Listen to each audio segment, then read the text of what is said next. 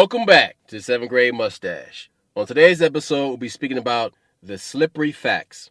The invention of the printing press allowed common man to print books and newspapers, and it allowed for the free flow of information. It allowed the common person to exchange ideas with a group of people, or so many people that would be isolated from such things. Now, of course, this is originally just educated people and people could read. But as learning institutions grew, then literacy rates skyrocketed and people began to exchange ideas and their concepts of reality and religious ideas. Let's fast forward that hundreds of years later to the introduction of the internet. The internet and its introduction was seen as the second coming of the printing press, because for those of you who were around when the internet was introduced in high school and universities, it was like you found a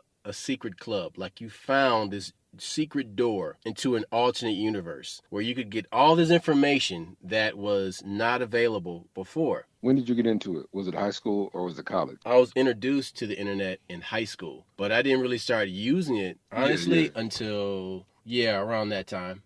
I was deeply involved in music in high school and after high school, but there was nobody really talking about the internet at that time for music. There really wasn't any use. There were no protocols that allowed for music compression. So the music that you would hear on the internet was always had a very shitty quality because it was recorded in a way and digitally encoded in a way that wasn't sufficient for sharing across multiple platforms. But then what happened after that, around the late 90s, you had the Real Player. And you had Real Player, QuickTime, which is Apple. And with that, you had all this compression technology really ramping up around 98 and 99. And around that time, like the compression technology for audio had reached a point where the MP3 had just been introduced. And so when the MP3 had been introduced, I went to film school where I learned about mixing and mastering, right? Well, mostly mixing. But I learned about audio production as well. And so then you start, hearing all this stuff, especially around university, college spaces, that you got MP3s, and then you had Final Cut Pro came out, and Final Cut Pro 1.0 was this radical change for filmmaking, because now you had this cheap, relatively cheap, it was $1,000, but $1,000 program that allowed you to edit your movies or music videos, whatever you shot, on a laptop. Well, not really on a laptop, because for it to be practical, you needed a Power Mac tower. But I'm digressing. What this created was this wellspring of creative ideas that were spreading through underground music and independent film. And you had this, you were seeing more and more ideas that offered an alternative view on the official narrative of reality. Well, we heard of the internet in high school, dial-up, email, whatever. Didn't faze us, Didn't have a computer. Wasn't, I had a computer, but computer was for doing homework or whatever. Let me back up a little bit. So I was using dial-up. And I was on eBay in its early days. And and I was using the internet. I would talk to people in Japan a lot. And I would get... That's my boy. But see, I was doing that in grade school. So we had pen pals. No. That's why. Because see, Omaha's sister city is Shizuoka, Japan. Yep. In the mountains. Yeah. But see, hold it. So I said something silly. Who had the first personal computer was me. My ass had an Apple IIc. Yeah, and it was not cool at all. Like, the games on there were super fucking slow. And you had a chess game, and then you had some dull ass like jousting game or some bullshit like that. And it was boring shit. Arcade games were way more fascinating. I mean, hell, even Atari was even more fascinating. See, that's the thing. We had, looking back, did we not have everything? If you put me and your households together, we had everything. VCR, Yeah, look, you had Atari first. I had Atari You know what second. that, but you know what it was though? We were born at the perfect time because we had parents. They were baby boomers, so they were Yeah, born. yeah, yeah. Well, your mom and my Same, mom was born around the same time. My dad was same time. born before the Great Depression. That gave me an advantage, also though. But what I'm saying is, to be a child of the '80s, you were born at a time where you could see all these great changes in music, in pop culture, in filmmaking. You had the cocaine influence on the On Hollywood, fashion on and Hollywood society. Yeah, and yeah. music. You know what I'm saying? And then that cocaine, we had a whole show on cocaine and how it influenced everything. It was crazy. But We talk then about movies. These movies wouldn't be made. We're not talking about the money funding. We're talking about the cocaine concepts. funded so many fucking movies. But listen, so then you have the video game, this parallel dimension of video games that are being born and like created and are on this fucking just rapid fire trajectory where you're going from 2 bits to fucking 8-bit and then 8-bit to 16-bit to 16. And then they had that small 32 and then they jumped to fucking 64 and it's like, oh. Look, hold it. There's a reason we're talking about this shit. So when the first personal computers was the Apple IIe, which we all had at school, but my mom got me the Apple IIc, which was like a laptop back then. It had a handle on it, and you could move the motherfucker. Now you couldn't do shit with that. There was no kind of battery on this motherfucker. But Apple had the idea of portable computing long before anybody else. So literally, Dude, you had a word processor in your basement. looking back now that you put this in perspective, I literally had everything. You literally had everything. And let's talk about the Atari. What I didn't have, you had. That was my point. So literally, do you remember when we were in library class, we had did some picture programs. I actually finished it at home and took it back to school. But the thing was, That's remember, dope. my screen wasn't colored though. My screen was green. So when I got back to school, I didn't even know for sure what colors it were. but it was, but she gave me, Miss Clausen gave me an A for that. I remember on Atari, I had like 60 games on Atari. People don't understand. There were so many See, games on we didn't have Atari. Atari. You had Atari. No, I And thought you had mm-mm, Atari first. I mm-mm, thought you had it mm-mm. first. We did not have Atari. The first video game system that we had was the Nintendo. Okay. No, Sega. You had okay. Hold up. Which Mm-mm. Nintendo are you talking about? Listen. You getting the timelines mixed up, the events mixed up. Because first of all, we had the Nintendo that my dad bought us for Christmas, and then by the time we got that, see Nintendo. By the time that came out, I went and bought myself a Sega Master System. I bought the Master System from Montgomery Ward. Okay, but hold on. When did you get the Genesis? Because you did a 32-bit before everybody else. You No, hit the see, Genesis. Genesis is 16. 32 was I had the it backwards. fucking 16. Sega Saturn. Okay, so go back. You got the Genesis before everybody else, and then there was something you had before everybody. But I thought you had an Atari like back in the No. day. See, the funny thing is, like, our Atari was already considered, like, old when we were little kids. It was falling out of fashion. Like, it wasn't really cool anymore. I got the NES a little bit late because the I got package it I before got. you. Yeah, you got it before me. But I had Super Mario 2. I got that package. I got it for Christmas from my cousin. But before that, yeah, no, me and you had Atari before everybody else. Nobody else on our block had. I thought you had Atari when I was a kid. I thought your dad just didn't want to hook it up for some reason. 'Cause, Mm-mm, yeah, mm-mm. so, but I remember me and you played Atari for days on end. And I remember playing like Empire Strikes Back on Atari. I remember doing that shit before anybody else. And then when Nintendo came out, the I just Master remember System being came out. pissed off at how shitty the G.I. Joe game was. And I'm like, Oh my all God. this fucking money that y'all put into these other games, you can't put a little more money into G.I. Joe, make it a little interesting? All GI Joe's like a bombing mission type shit. There's no people. See, here's another thing that these kids will never know. When What you it bought a video game, was it was a game they didn't have a name for, and they slapped a name and some licensing on it and called it G.I. Joe. This has nothing to do with the fucking story at all. look. You got to explain this to these kids. I remember having an argument with my mom about because on the video games they had these beautiful graphics on the cartridge and the cover of the box. These graphics were amazing, but you plug the game in and it was a triangle. And I'm like, hey, mom, it's a spaceship. My mama said, no, it's a triangle, baby. No, it's a spaceship. And they shoot little squares out of it, and those were missiles. Nope, baby, that's a triangle. I know what a triangle looks like. See, these kids nowadays, when you plug the game in, it looks Dude, like the picture on the box.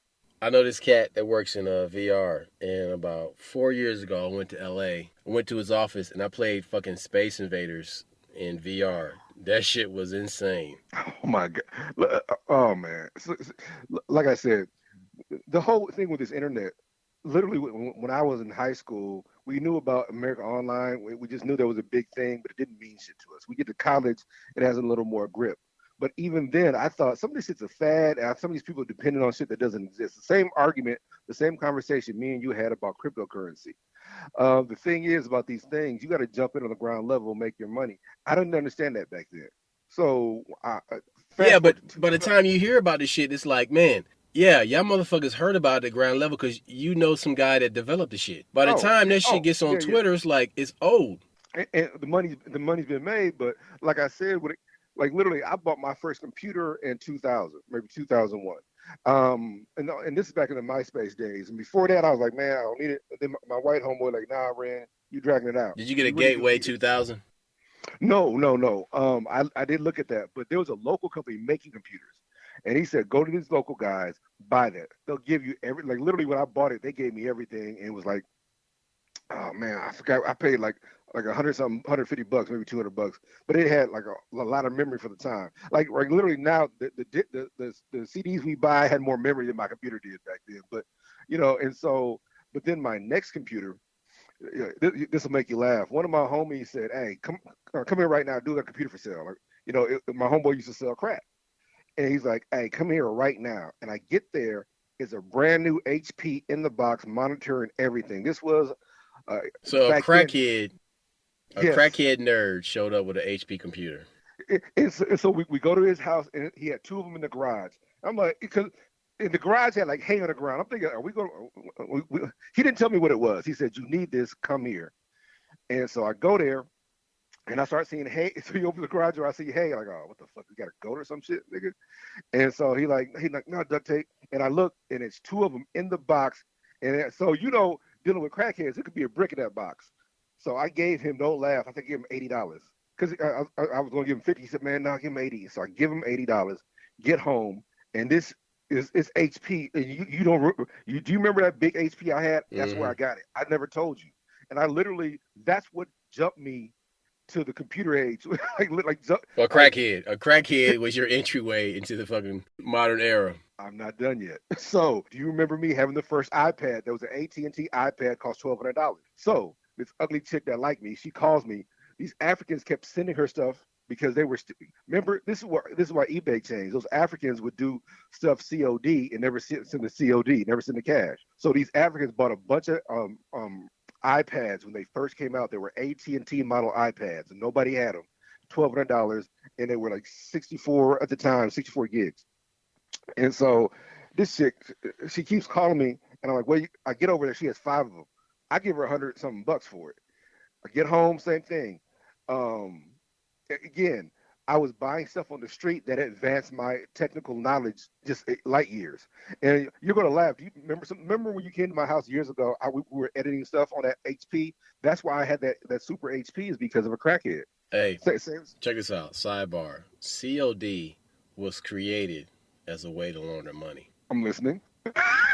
That's some fucking mob shit, dude. And the Teamsters, they fucking own UPS. You know what I'm saying? So it's like, we need to find a way to fucking move some money. It's like, all right, cool. We're going to allow our drivers to go pick up cash. This guy's going to go over here and pick up $5,000 for his computer, but the bag is going to be a little bit heavier. Oh, that's deep. See? But look, listen, man, let's get down to the shit that we've been here to talk about. So the reason why we brought up the internet and video games and growing up in the 80s, because you see where the beginning of these worlds that we live in now, because that world that we used to live in doesn't exist anymore, and it only exists in mementos and artifacts. It's like, yes. Honestly, when you go and you pick up something that belonged to you from the 80s or even from the 90s, it's like looking at something that's ancient Egyptian. Dude, look how the fashion alone, if you look at a picture from high school, which, for the record, again, you were advanced fashion-wise, It's because I was buying my own shit. No. You had style, though. Because I would import shit from New York and Los Angeles. But, no, that's not true. You would get shit from all over the world. But the bottom line was, I was always going to those places, and I would grab some shit, come back, like, hey, man, I went to this market and got this Gucci hat, or I got this Louis Vuitton shit, and we would come back, and then you was like, hey.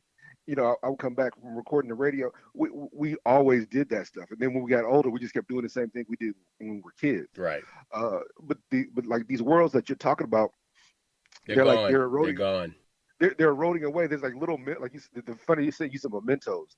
There's little mementos that remind you, and you'll see a video game.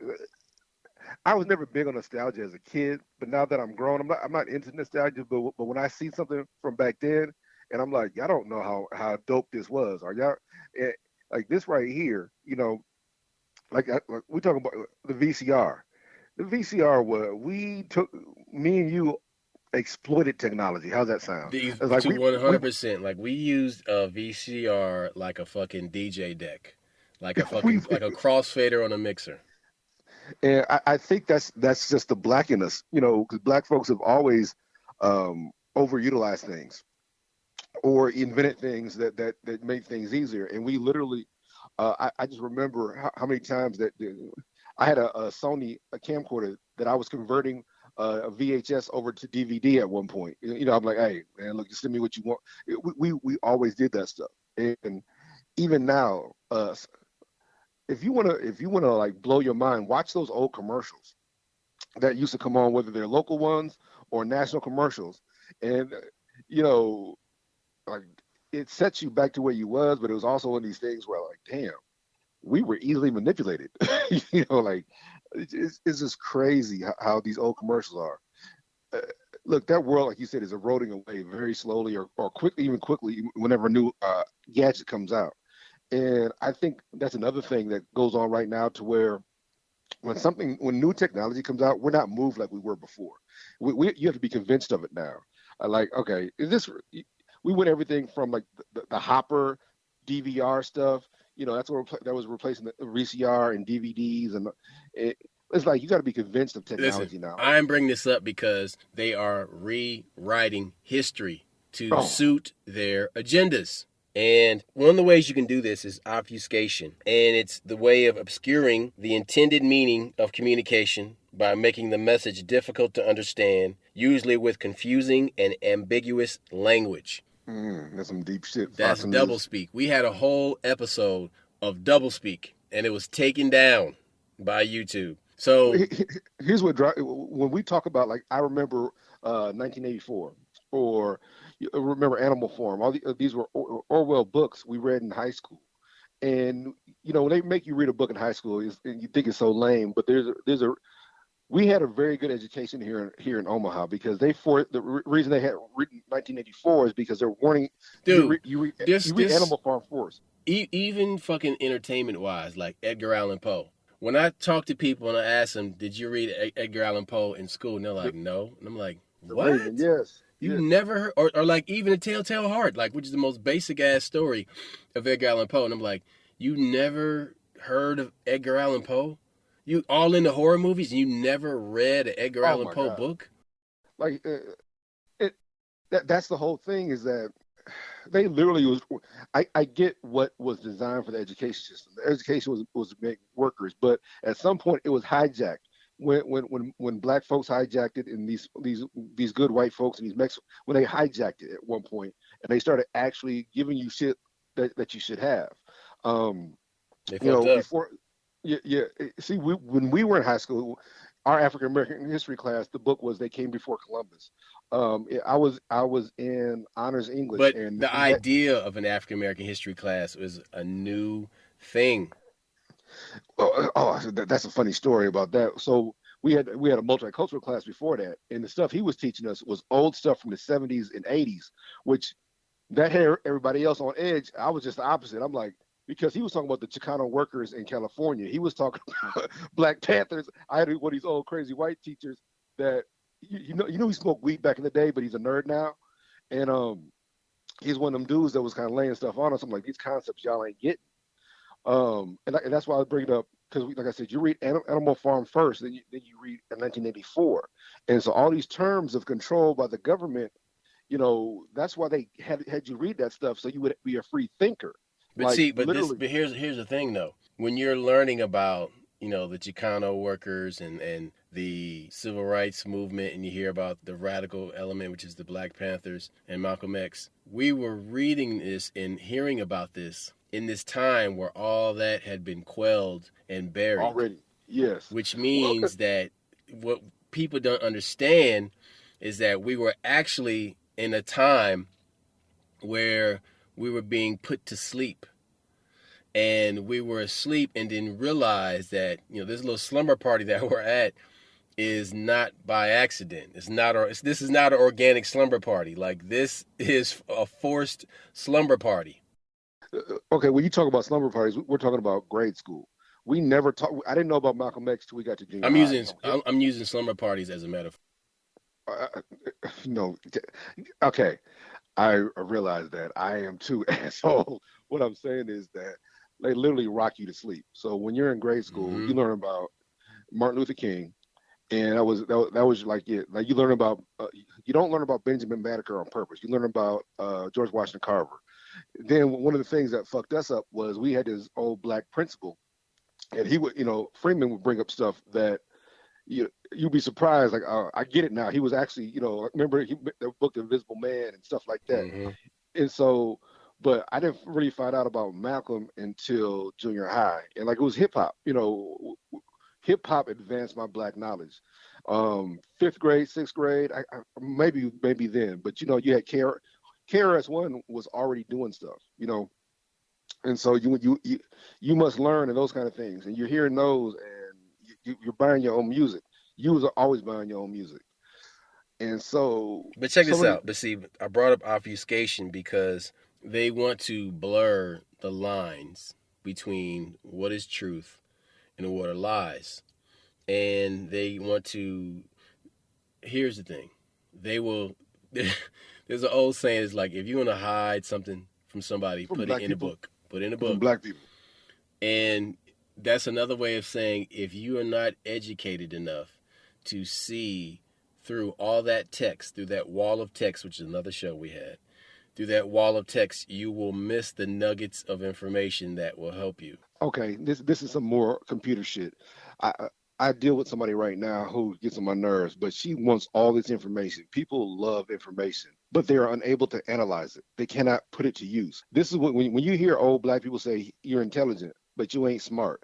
Intelligence is your ability to recite something that is written. Your smart is your ability to apply. Okay, but check this out. So, sidebar. When we were speaking of the beginnings of the internet, everybody was talking about the information highway and and I was working at this company. They were talking. They kept getting these like tech magazines that had articles on quote unquote knowledge-based systems. So it was all about knowledge and information, and that was the key to intellectual liberation. We're in a complete polar opposite of that now, where information is now considered the enemy of democracy because they want to censor everything that is against these corporations and their agendas. And if you're on a platform and you're saying things that are against this agenda, then that information is against democracy or fascism. Or the Jewish superpower, or the banking system, the banking clans, or the Rothschilds, which are Jews. Or when Dave Chappelle says Hollywood is this, or when Kanye says you got to watch out for that, or when they talk about the basketball player, I can't think of his name right now. Kyrie Irving.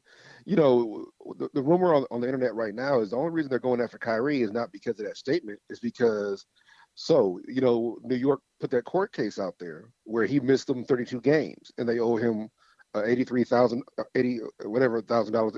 Basically, they owe dude $32 million in back pay. The Supreme Court judge in New York said the vaccine mandate is unconstitutional, and you owe them people back pay. So people are saying this is the way the NBA is getting out of paying him by suspending him now. You're taking his money now, but you're going to have to give him that $32 million check, which this is how distracting it is. Now, the thing that somebody else pointed out that was very profound is when you say Jews run the entertainment industry, Bud Selig, Major League Baseball, Jewish. Stern and the other one who NBA, Jewish. The commissioner for hockey, Jewish.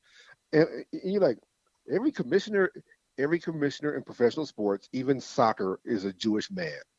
So when you hear that these people run sports and entertainment, they're not saying that to be figurative.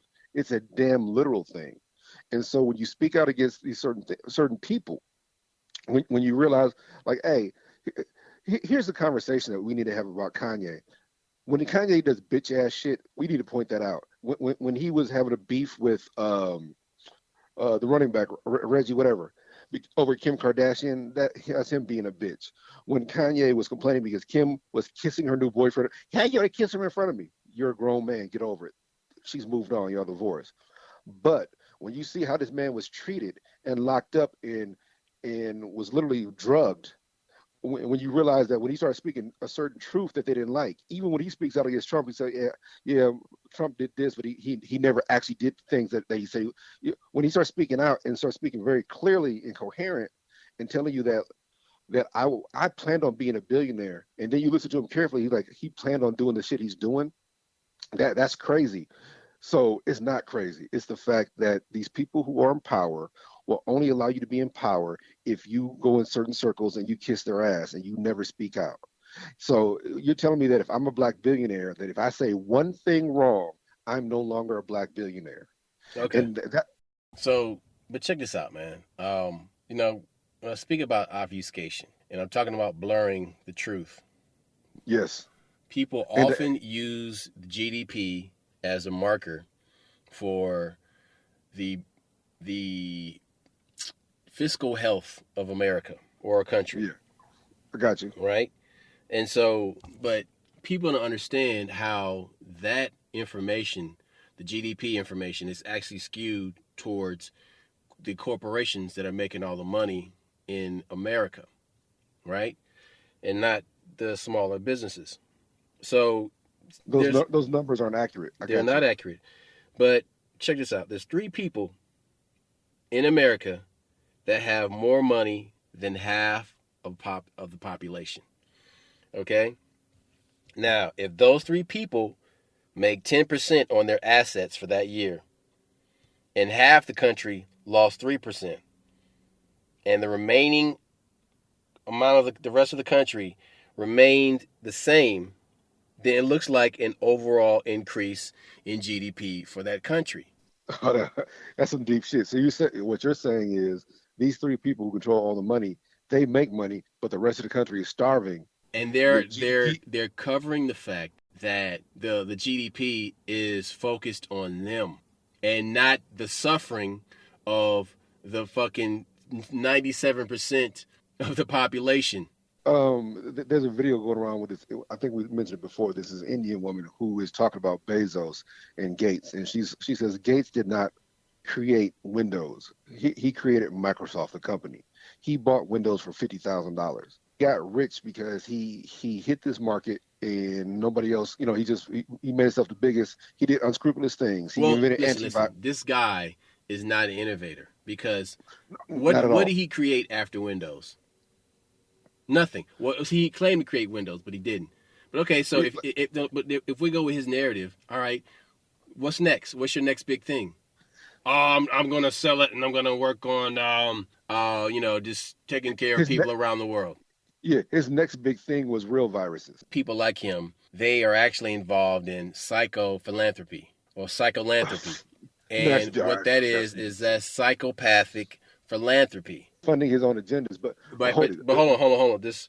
There's something we got to talk about because conversational deflection, by definition, is a narcissistic tactic used to frustrate and psychologically control the mind and emotions of a targeted victim or group. Dave Chappelle said the deepest shit. He said, as soon as you say 2 words together, your career is over.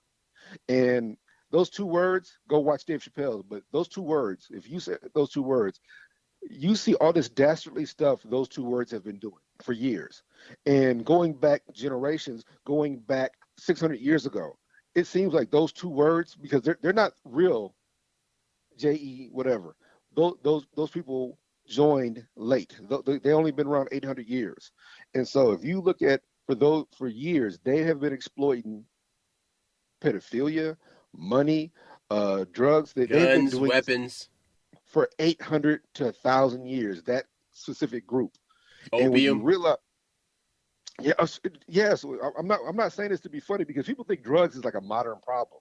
And then you realize that, like in China, how England took over China with opium. You realize that people have been making money off that. The two words that Dave Chappelle said nobody can say. Those two words have been making money off that. And so when you realize this pedophilia thing, it's been a market for them. If you realize that there's a guy doing a documentary right now saying that pedophiles make just as much money as the NFL, like that's how much money is in that. That you almost want to throw up because it makes your heart sink and you want to hurl. But what they're saying is that somebody's running that market. And whenever you look at the head, it's always those two words. And so with that being the case, if you want to know what those two words are, go watch Saturday Night Live's monologue of Dave Chappelle recently. The last Saturday night, this is his third time hosting. November 2022. Yeah. And there's, like I said, we've been banned already, so I don't want to say those two words. But when you look at how many times that those two words are mixed up in pedophilia, going back years, going back to child sacrifice, going back to literally there is such a market for child sex, you wouldn't, it just blows your mind in many different nations. So let's go back to these billionaires. So the indictment that this Indian woman was doing on Bill Gates and Bezos was basically Bill Gates is jealous of Bezos because how he got rich. Bill Gates didn't do what Bezos did. Bezos embedded himself in the government of a country that had 2 billion people. Like we know he couldn't do China. So what country has over 2 billion people that I can embed myself in the government? India. Very good. And that's what he did. And by paying off the right people, you have 2 billion people and you're not being, you don't have to pay taxes, but you're making them pay taxes on the ground level when you send stuff over there or when you're doing this, and all of a sudden next thing you know, you got more billions. It's not because Amazon is the biggest company in the world, yes, but he hit the proper market at the proper time. This is something that me and you talked about when I told you about Nigeria is going to have 250 million people. At the time, it was like 10 years ago. In 23 years, it'll be the same size as America population-wise. Me and you need to get in those markets. Well, that's what he did. He gets in an emerging market that has enough people to make him super wealthy. So Gates is kind of jealous. If you pay attention, Gates is trying to do the same thing, but he doesn't quite have the panache. On the flip side, everybody keeps talking about the friendly billionaire, Elon Musk. And we keep saying on this podcast, listen to Elon talk. Elon, number one, is autistic. I do not give a fuck what you tell me. Two, this is something that many minority people, not just black people, that we don't experience. So when Elon, we know his daddy, granddaddy had money from some mines over in South Africa. But when he gets over here with his brother, they're living in this little apartment trying to start their business. They're starving and all that shit. It's much easier to focus on your business and get something going when you know that you'll never fall back and be absolutely broke. So you can let caution to win, but when you're a regular person and you got to get a job and you got to work and maybe you might have a kid early or you got to take care of your parents, it's one of these things where you literally you can't be successful because you're too distracted by daily things. When you're fighting over food, when you're fighting over political, when you're trying to not get beat by the police, it's very hard for you to innovate. It comes down to this. Rich people manipulate poor people over and over and over and over again. And no matter what kind of face they put on that, their rich children will act like they're not rich, hang out with poor kids, and instigate all types of things, and then run to their parents when they get locked up in jail. Or when they hit a certain age, the trust fund kicks in. Zuckerbergs, these people didn't start from nothing. But hold it. Here, I'm gonna give you an example of how rich people, you said manipulate poor people. Excuse me. So, Elon Musk bought Twitter, right? And Elon, he gave Trump his Twitter page back. It's funny. He said the conservatives, don't have an equal voice. I kind of agree. I don't agree with everything they say, but I agree with But he says his number one priority is weeding out child pornography, pedophilia on Twitter and using that to arrest pedophiles. Well, did he arrest his own father? Because, his father had a kid by his stepsister. Yeah. This is what my brother's telling you about how rich people manipulate. Yeah, he says this right shit, and people are putting their hands up agreeing with him, but you couldn't stop your dad. Look it up. His dad just had a kid with his stepsister. His dad is 70 something. I guess when he married the woman he's with, this girl was 17. I don't know what she is now, but look that shit up. This is you can't make this shit up. Same thing. Woody Allen. There's literally Woody Allen movies on HBO Plus. I was just watching the other day. They had Bananas and all these different Woody Allen movies. We know he was a pedophile because he was married to the white chick and they adopted that little Asian girl. And next thing you know, when she turns 18, he marries the Asian girl. So do you think he wasn't having sex with Sung Lee before she was 18? Oh, by the way, Woody Allen's Jewish. You do realize that. Again, whenever you say those two words, it comes up that I'm not saying every two words is like that. Not at all. But I'm saying that there's some prominent two words that do this and they get higher and higher up. The rapper Nori. Remember Nori said there's three doors you go through. He said you have the door on the left, which is that gay shit. You got the door on the right, which is that sacrifice shit. And then the door in the middle is where you're on your own, young man. Prove that you can make it without us. And he said once he went through that door in the middle, he never went platinum again. So, yeah, that's what he said. I think the reason I brought it up is because Drink Champs is such a good show, and he's getting so wealthy off that. Then all of a sudden, the Kanye episode happens, the second one, and next thing you know, he's apologizing because those two words control all media. They control the narrative, and so. Who's apologized? You talking about Kanye apologized or Nori? Nori apologized for the Kanye episode. Oh damn! You didn't know that? I didn't know that shit. Because here's the thing: you got to remember, Kanye went at it with those other two guys. There were three interviews Kanye did at this point in time. The foreign British guy, where he was like, "Dude, stop interrupting me," and he's like, "No, I'm here." And there's another one he did with Fox. But then the last one he did was with Drink Champs, where he really went off the deep end and was like, yeah, this, that, and the other. And I think he felt because it was a black show that he felt comfortable. He felt. See, you do it. He felt comfortable. And so, look, me and you both have been hard on Kanye. I'm hard on Kanye when he acts like a bitch. But the city's pushing out now some real stuff, and I think there's an awakening. I think what are we going to do with this awakening? Is my point.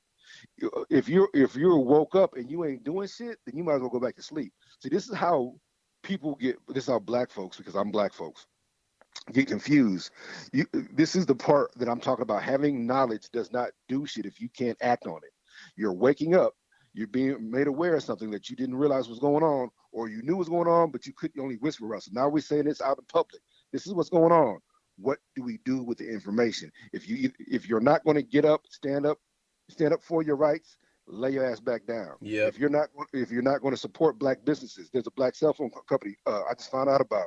I'm like, look, I'm looking at how do I get my service through this brother, and he's been doing this shit for years. There's black streaming services I didn't know about. I'm looking at once you find out, then we got to start supporting them. But on the flip side, I have a problem with these Hebrew Israelite brothers, because I got some people that are into that, which I respect that, because I actually have the same similar beliefs. But if you're going to have a black master instead of a white master, I want nothing to do with it. Don't sit here and replace my oppressor with a black face, because if that's all you're going to do, then I'm not going to subscribe to whatever the fuck you're doing. I don't need a black master. I need the truth.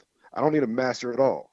And that's what happens whenever you watch these old documentaries or listen to our old podcast where we talked about black occultism, and we talked about black cults. We talked about Hulan. We talked about Yahweh ben Yahweh. So y'all don't know that the Hebrew Israelite thing had been done before. And that dude, he basically had sex with all them women, got all them women pregnant while the men were out making money for him. Dude had look it up. When he got arrested, he had like $300 million back in the late 80s, early 90s. So that's roughly $1 billion now if you look at it. So that tells you that this would work. This game would work. Check it out.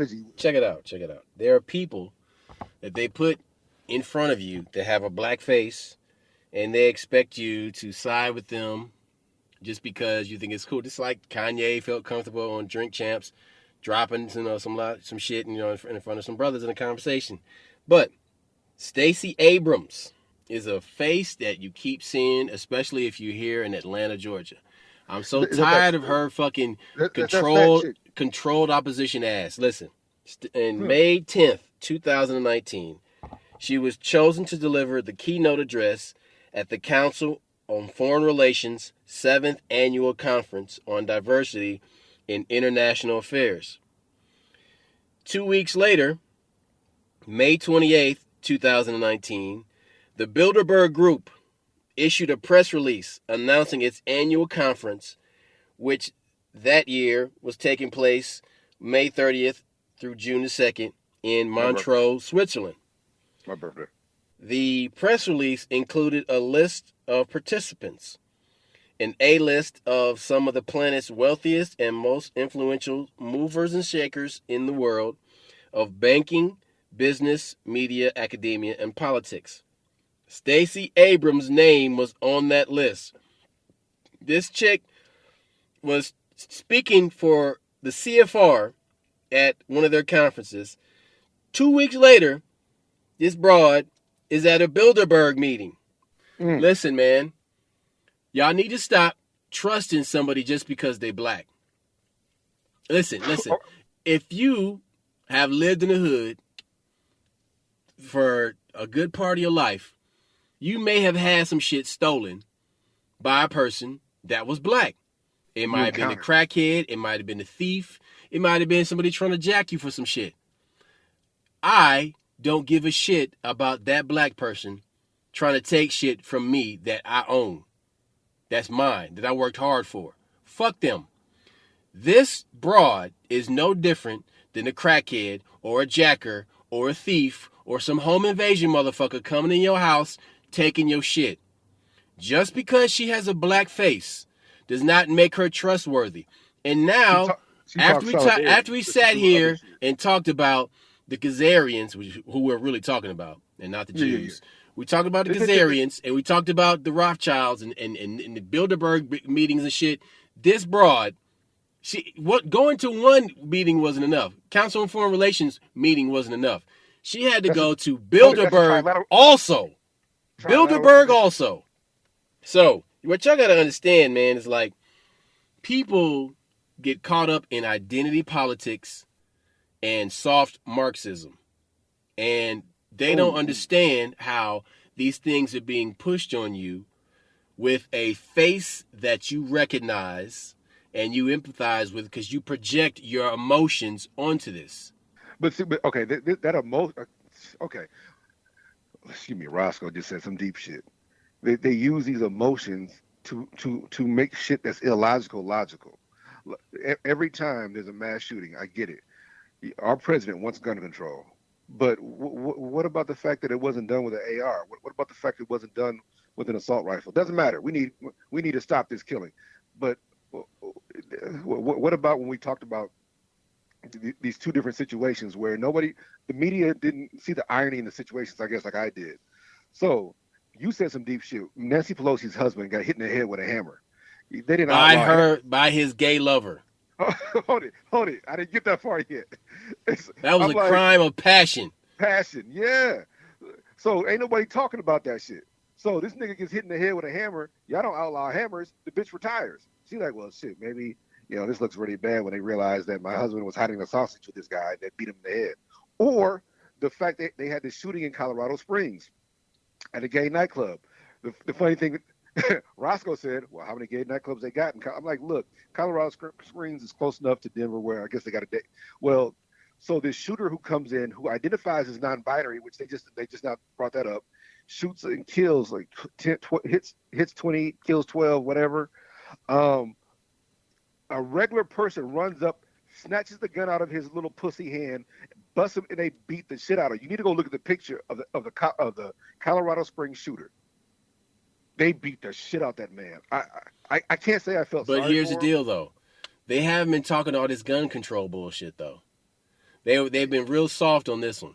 They haven't no, pushed gun control on this because no. it was a non-binary shooter. No. Okay, hold it. They're not pushing that story.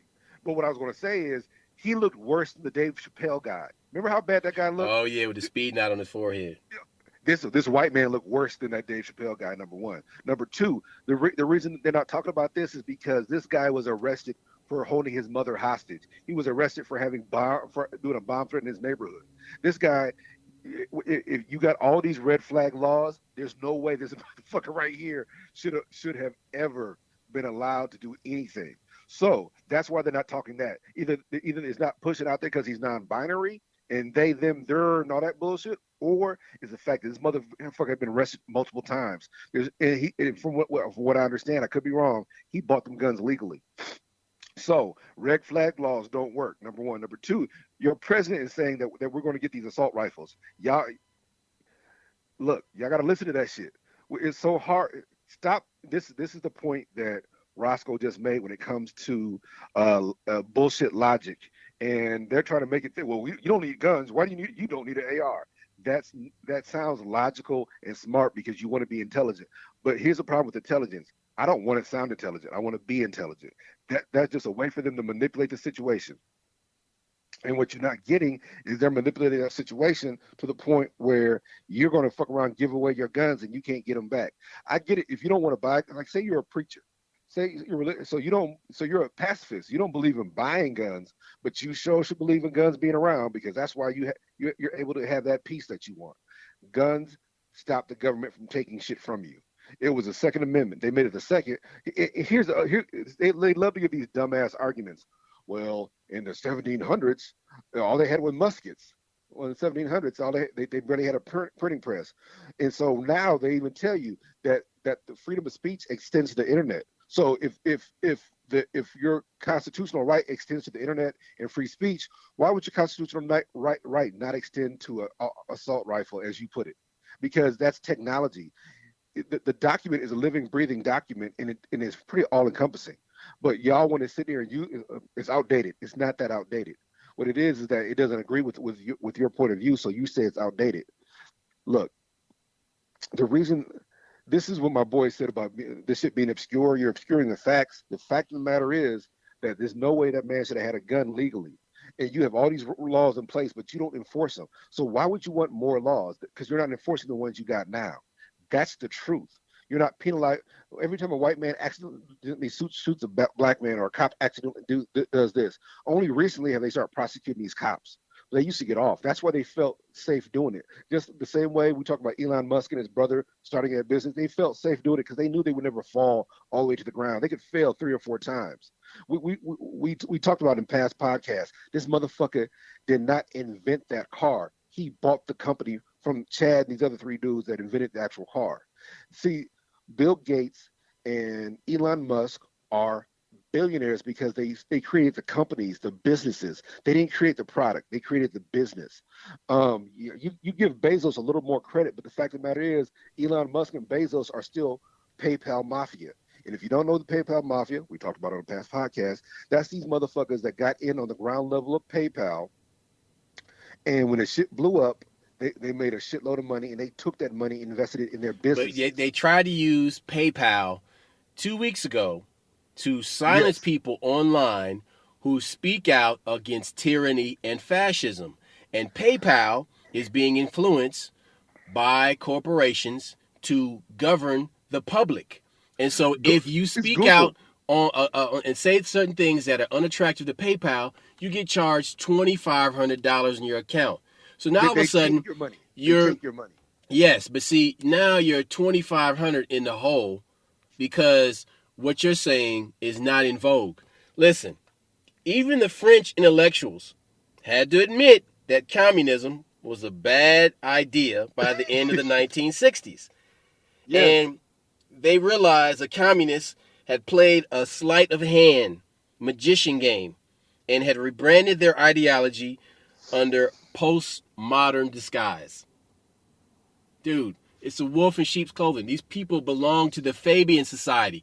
Go look up the crest of the Fabian Society. It's a wolf in sheep's clothing. This is all a hustle. Look, And then many people suffer from benign neglect. oh my God. Now see, and that's a policy or attitude of ignoring a situation instead of assuming responsibility for managing or improving that situation. Hold it, benign neglect is how the Democratic Party does black people. They acknowledge the problem, but they never actually do anything about the problem. Oh, it's racism everywhere. Then you elevate a couple black folks, and then that's it. This is what you talk about with old girl. You elevate her. She goes to a couple Right. meetings. Let me give you an example. The World Economic Forum actually posts the politicians that are part of their young leaders group, right? So their young group of leaders, they publish for all the politicians that attend and that are part of these seminars. Now, I'm going to read off the names of some of these people. Huma Abedin. Huma Abedin was the U.S. Department of State Deputy Chief of Staff and aide to Hillary Clinton from 2009 to 2013. And she was the vice chair of Hillary's presidential campaign. All right, I'm going to give you another example. Matt Blunt is the governor of Missouri. All right, I'm going to give you another one. This one, there's a senator, Tom Cotton of Arkansas. All right, David Chu, the city of San Francisco attorney for the city of San Francisco. All right. So would you? So hold up. So hold on, wait. There's more. Hold your fire. There's more. Tulsi Gabbard, the U.S. House of Representatives Congresswoman from Hawaii, the second district. All right. Kate Gallego, she was the mayor of Phoenix. All right. The lieutenant governor of Michigan, Garland Gilchrist. All right. This one blew me away. The fucking mayor of Compton. The mayor of Compton, California. And I'm like, hold on, what? Yes. See, this goes back to like what we were talking about, how, just because a person's black, don't mean you should be trusting that motherfucker. So hold on. Kwame Kilpatrick, who was caught up in that scandal from 2002, 2008, Detroit, the mayor of Detroit. Yeah. That motherfucker. Yeah. The governor of Bobby Jindal, the Indian guy. The governor of Louisiana. But hold on. That Kwame dude, they keep saying that he got screwed over on that one. I'm not saying he didn't do anything wrong. No. Hey, stop. This guy is a stooge for the World Economic Forum. I'm telling you, this motherfucker is in their pocket. Oh, hold on. I didn't say that. Hold on. First things first. Hold on. Her name is Asia Brown. Asia Brown, AJA Brown, City of Compton, the mayor of City of Compton. Dude. Okay, so this is a conversation I just had with my daughter. That's why I want to ask this question. When did they attend this conference? When they were kids? No. Because No. This is an ongoing tutelage. So no, that's my point. What I'm saying is many of these people they get a hold of them young, and they literally like, okay, you go to this conference, you go to that conference, and then they peg these people for these jobs. Yes, but you also have handlers that follow up on you. Yes, yeah. Look, my daughter asked me about Don Bacon and the lady running for Benjamin Jealous, the head of the NAACP. Look, my kid asked me, how come all these people running for office aren't from where they run? How come there's a guy running for senator, Don Bacon's been senator for years, he ain't from here. And then this Mexican dude ain't from here. He's Pelosi's homegirl, but he's from New York. He's a Mexican dude from New York. And I'm like, that's because they get groomed. What's he running for? Mayor? No, he's running for Senate, for the Senate seat. Mm-hmm. Don Bacon, the Republican won, but the whole because he thinks it's going to be an easy election, and there's nobody. Yeah. He can't because he can't run at home. No. Hold it. That is very true because the fix is already in at home. But what it is these motherfuckers learn about politics in these other big cities and these big markets, and they come to these little markets using those same tactics. And Luke Ravenstahl, the mayor of Pittsburgh from 2006 to 2014. The governor of Colorado, Jared Polis, current governor. Gavin Newsom, governor of California. Dude, y'all think it's a game when it ain't? What it is, they go there to get funding for, well, we need money for this, we need money for that. Well, then you got to make sure everybody gets the jab. Well, you got to make sure this happens. If you want money for that, you got to do this. So, look, I don't care who you are, but I ain't Dude, sucking dick for no money. Cyrus That's what, Habib is Lieutenant Governor, Society of Jesus. He's a Jesuit. oh, Mm. oh, that's a Catholic mafia right there. Look. What we're trying to bring to your attention is having all this The information. game is rigged. That's what we're telling you. And they use fancy ass words to obfuscate, to hide the Double truth speak. from you. What did Dave tell you? He said Trump said the game is fixed because he's benefited from it. Look, this motherfucker's telling the truth.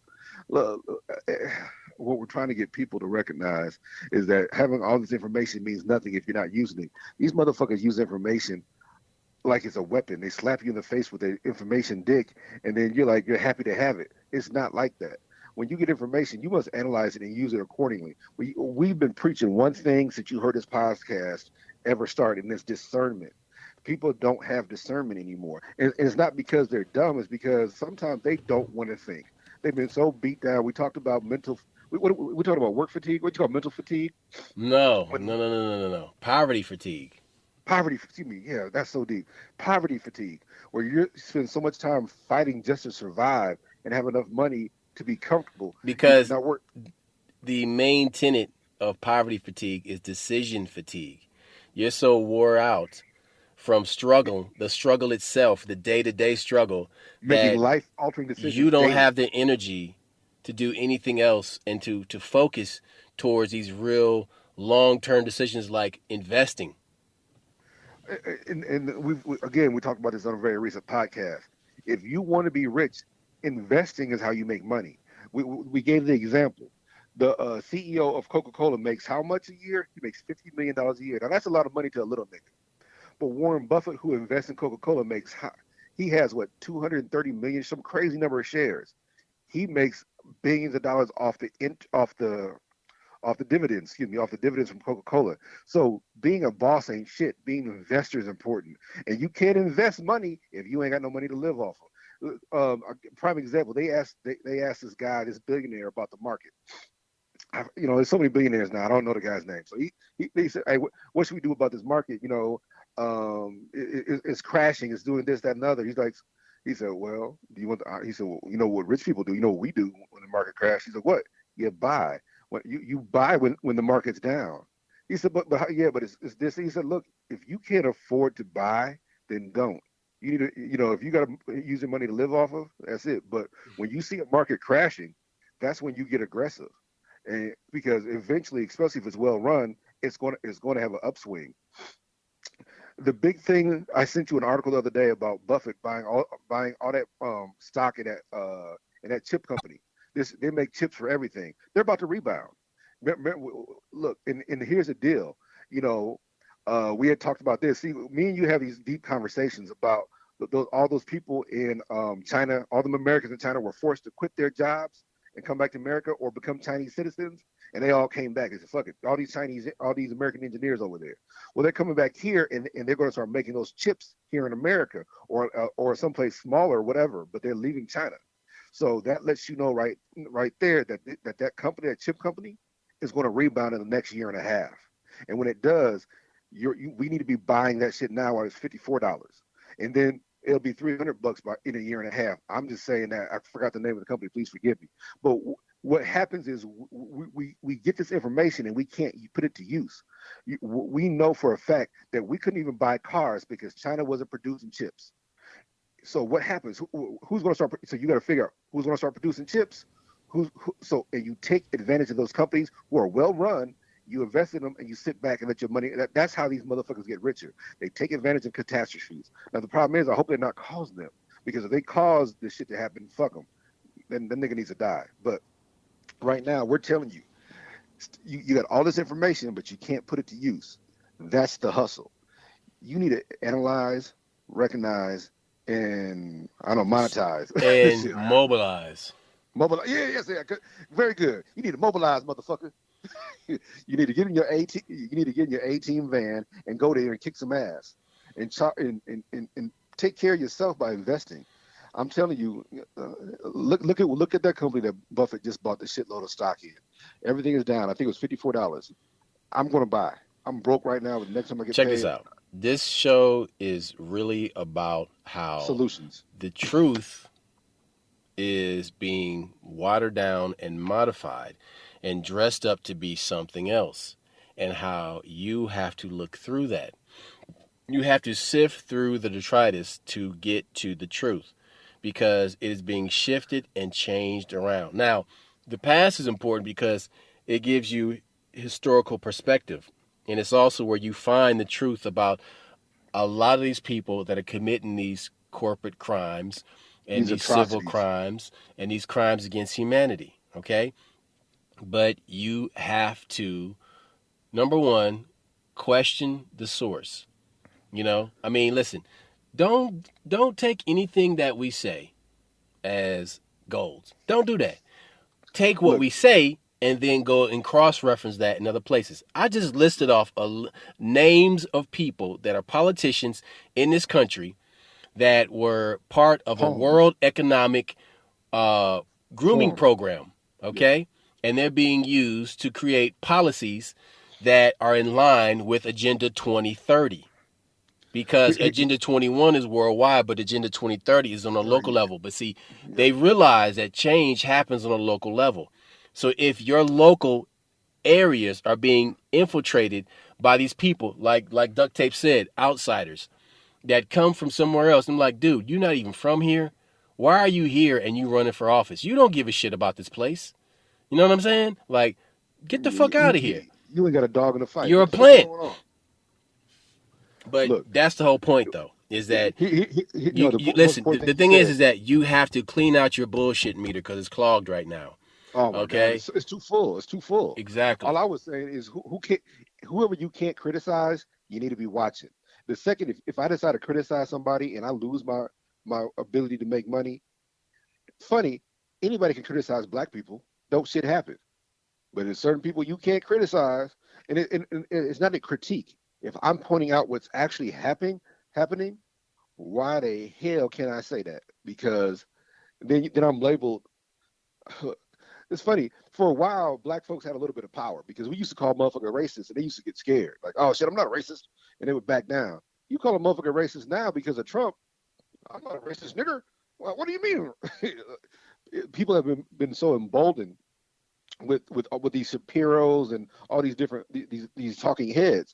But the fact of the matter is what they're doing is making you feel okay about you oppressing people.